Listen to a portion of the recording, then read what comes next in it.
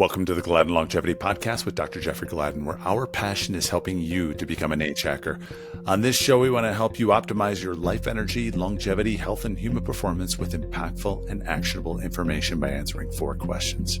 How good can we be? How do we make 100 the new 30? How do we live well beyond 120? And how do we live young for a lifetime? Now, here's today's episode of the Gladden Longevity Podcast. Hey everyone, welcome to the Gladden Longevity Podcast. I'm your host, Dr. Jeffrey Gladden, and as always, we're here answering the big questions in life, like how good can we be? How do we make 100 the new 30?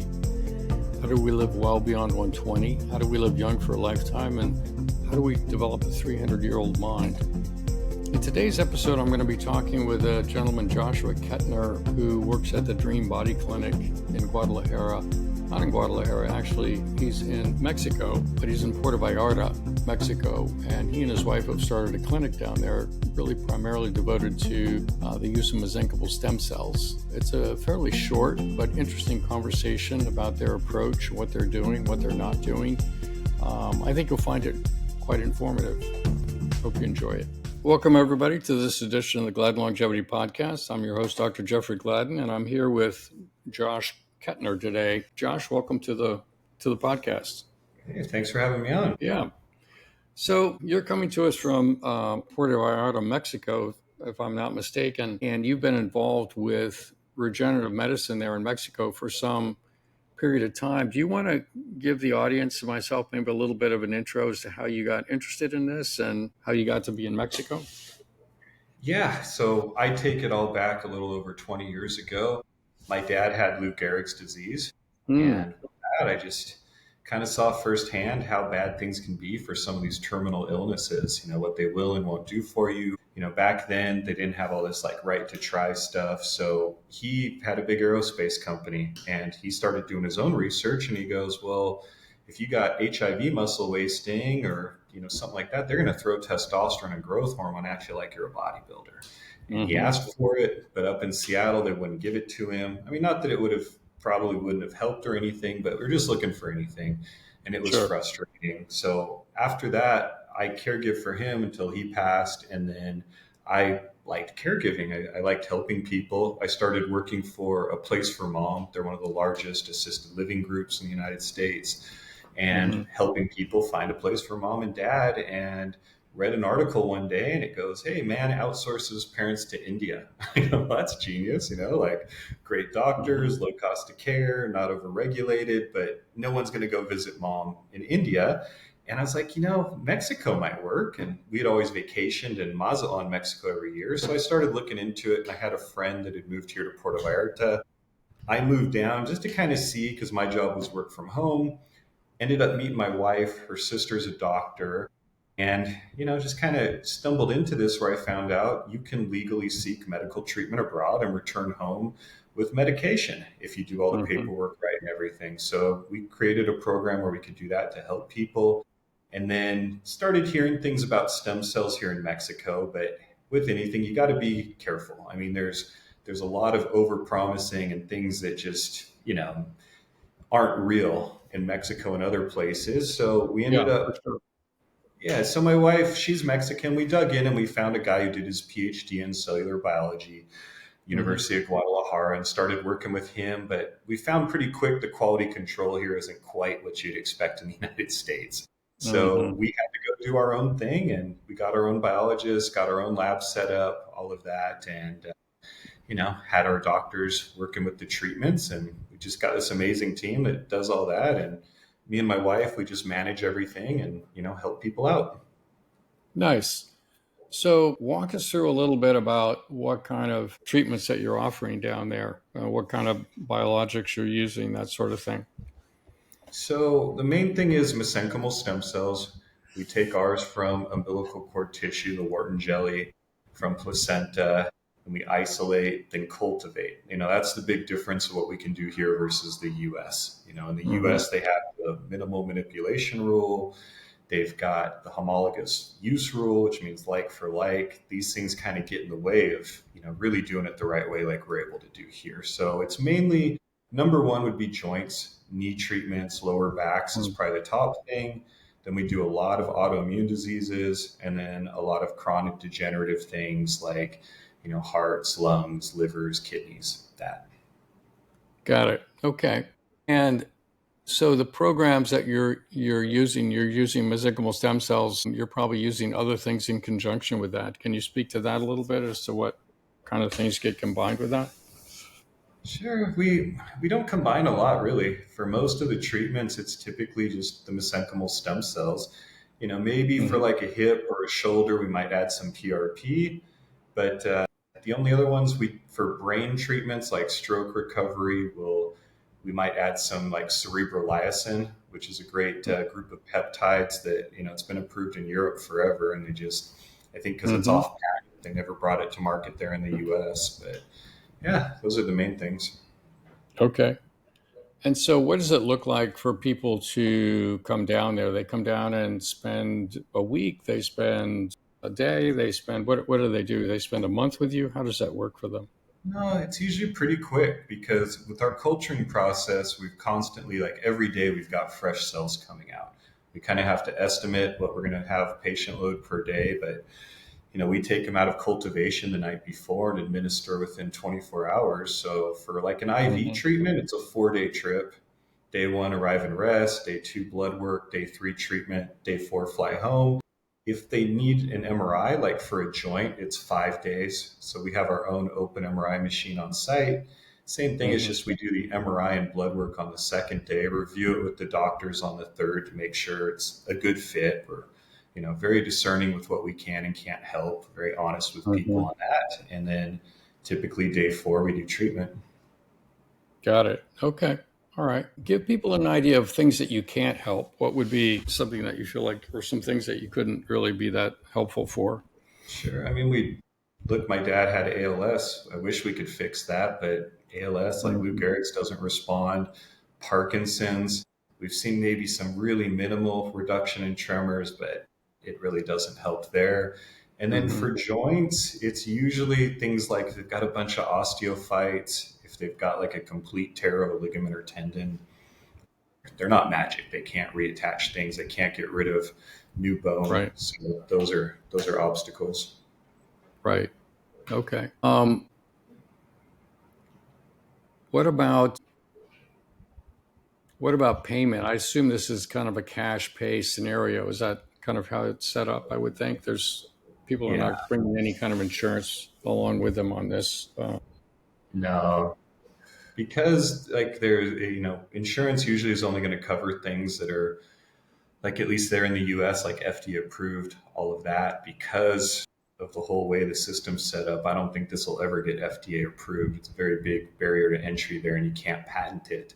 So yeah, it's cash. Sometimes if people have like health savings accounts, they can pay Mhm. with those, but that's about it as far as insurance goes.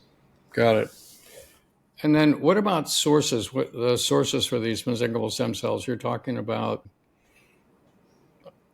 what is the actual source? You getting it from placental or cord blood or? Yeah, we take it from Wharton jelly and the placenta. So we work with a team of gynecologists that only work with first-time mothers. We're very careful with who we select from. The age of the donor is very important, their health. So they have to be between the ages of 18 and 25, first-time mothers. We need to Mhm. make sure they're married. We ask how many sexual partners, and an MSC isn't going to carry a virus, but if the donor has a retrovirus, there's a less than 5% chance of carryover. So we need to screen the women, then the tissue, then the isolated cells and the cultured cells. Then we send it off to a third party lab for further verification. And we provide all our patients with all the flow cytometry data, cell counter data, and that Mhm. blood analysis. Okay. All right.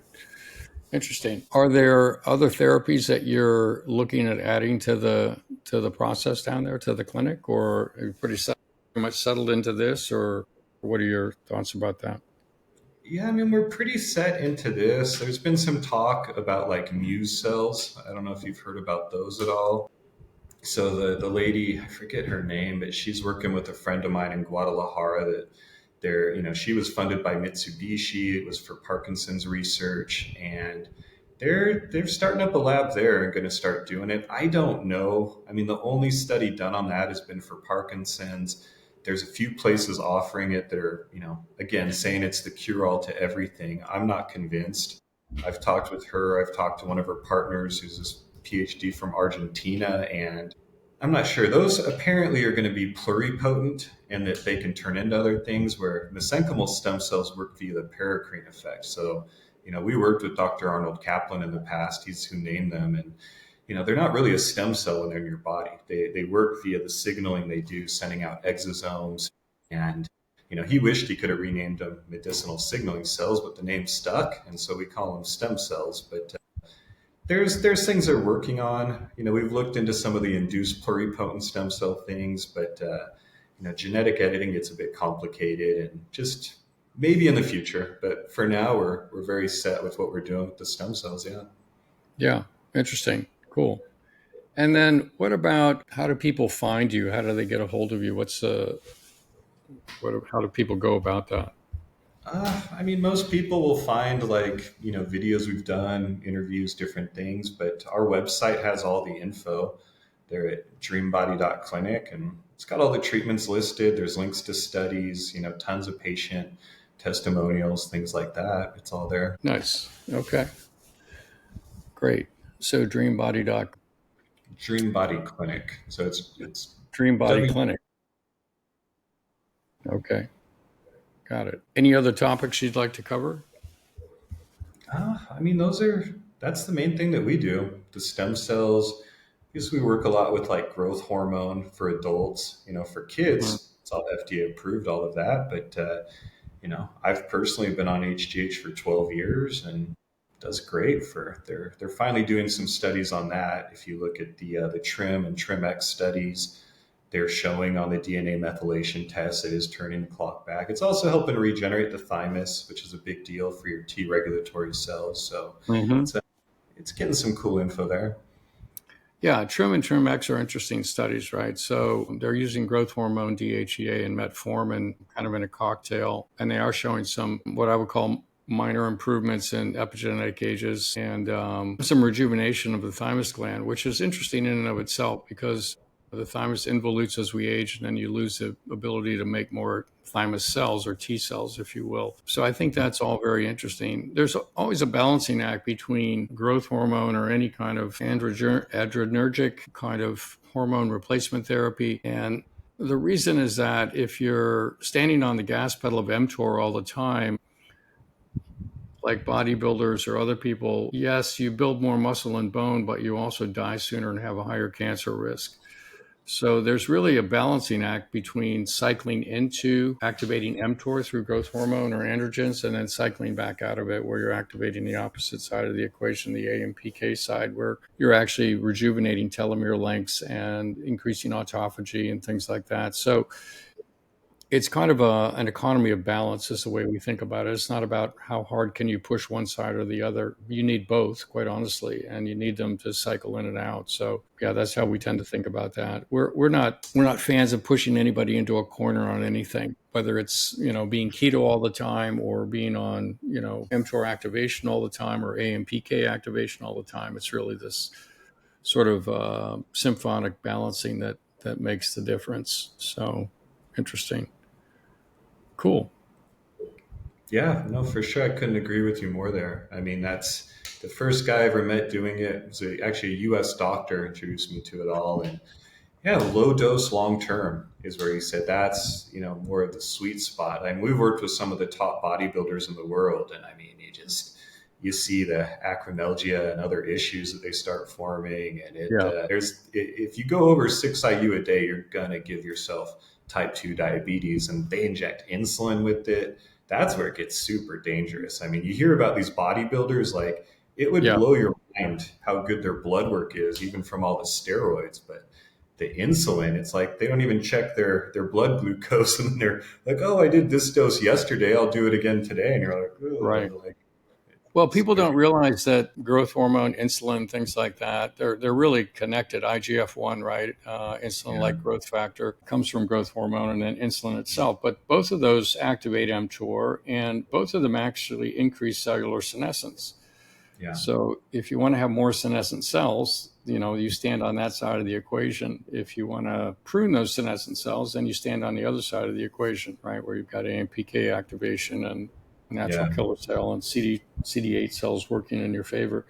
So yeah, it's complex biology. And if you're listening to this, just realize that it is complex and it's not something to just wade into. You really want to work with somebody that can characterize where you are in the aging process, what you actually need or don't need, how much of it you need, and how often you need to be doing it, and what you need to be doing to kind of balance it out. I think it's a very sophisticated approach, really, to get it right. So we have a really healthy respect for it. It sounds like you do too. So, yeah. Yeah, no, exactly. And I mean, I think that's like what you do with your clinic, right? You're helping people dial that in and put all the pieces together to make sure it fits right. So we see that. And like you said, the TRIM study is showing, I think it was like a year and a half it turned back on the methylation, where like the stem cells, I mean, we're seeing much greater like turn back before and after with like DNA methylation tests from stem cell IVs. So when people ask me, I mean, for a long time, it was growth hormone was, it had this myth of being like this anti-aging miracle.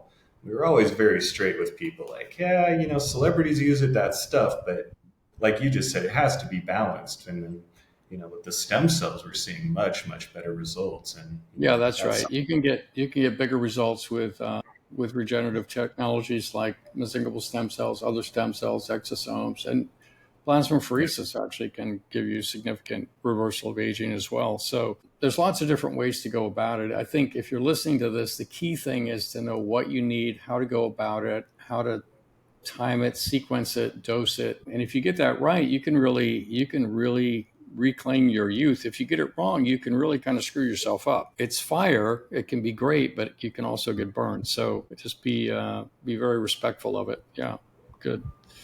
Definitely. Cool. Well, thanks, Josh. I appreciate you updating us on what you're doing there. It sounds like you're doing some good work. So good stuff.